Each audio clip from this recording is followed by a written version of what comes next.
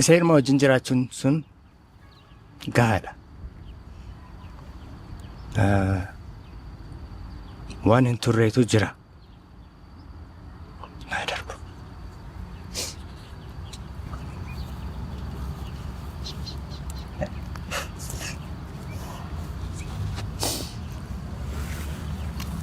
I think ijoollee umrii sanaatii fi haadha isaanii dhaqanii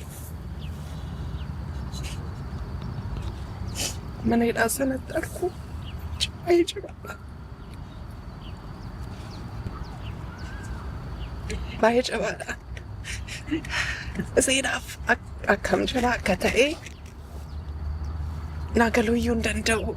Wanta hin irraanfanne gaafa nuti wajjiniin mana hidhaa sanatti dabarsinee deemnu mul'ata amma karraatti lafiseen dhaabbattu akka sana dhaabbattee harkaseen kana amma nuti ija duraatii baanutti. Gaafa barbaadan isi gashu. Gaafa barbaadan isin gashan. Gaafa barbaadan sadan keenya gashu. Gaafa akkuma itti fakkaate abbaa achi jirutu akka itti dhaga'ame akka guyyaa sanattidha. Siqiqiidha garuu wanti isaa hundumtu siqiqiidha. Argamuun arguun sun mataan isaa. Nuyi amma kan keenya himanna beektaa maatii waggaati jettu kanan baay'ee gammadee fi waa'ee maatii irra ga'u. Yeroo hundumaa kan qabsaa'ota.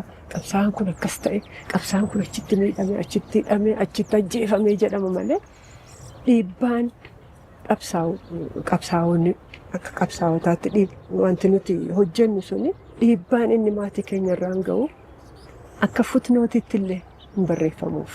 Amma kan ijoollee miidhama ijoollee kanaa qofa jenna.